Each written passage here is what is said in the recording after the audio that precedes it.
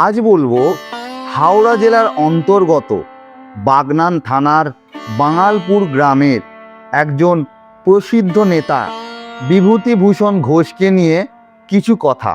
হ্যাঁ, এনার সভাতেই স্বয়ং কাজী নজরুল ইসলাম এসে গান গেয়েছিলেন। শুধু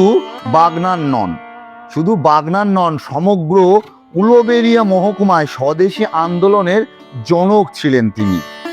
অবশ্য পরবর্তীকালে তিনি আবার এলাকার সাম্যবাদী চিন্তাধারারও বার্তাবাহক হিসাবে কাজ করেছেন। 1920 সালে গান্ধীজির ডাকে পড়াশোনা ছেড়ে অসহযোগ আন্দোলনে যোগ দিয়ে চরকা ও তাঁত কেন্দ্র সংগঠন করেন। স্বল্প সঞ্চয়ের মাধ্যমে পূর্ণালে দেশবন্ধু পল্লী উন্নয়ন ব্যাংকের প্রতিষ্ঠাতাও ছিলেন তিনি।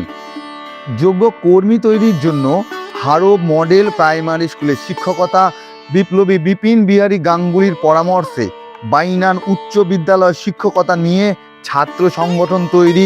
1928 সালে কলকাতা কংগ্রেস অধিবেশনে স্বেচ্ছাসেবক প্রেরণ।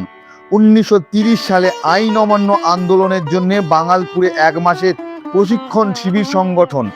বাগনান শিবির থেকে গ্রেপ্তার হয়ে 18 মাসের কারাবাস বরণ করা ছিল তার জীবনের কিছু বিক্ষিপ্ত ঘটনা মাত্র।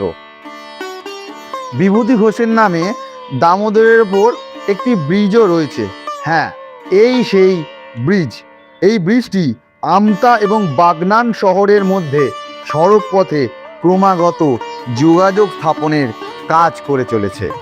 বিভূতি ঘোষ সম্পর্কে আরও কিছু জানতে চাইলে এই ভিডিওর ডেসক্রিপশন বক্সটি দেখুন। ওইখানে বিভূতি ঘোষ সম্পর্কে আরও বেশ কিছু তথ্য দেওয়া রয়েছে। আমাদের এই ভিডিওটা যদি ভালো লাগে, লাইক, শেয়ার, কমেন্ট এবং অবশ্যই সাবস্ক্রাইব করে দিন।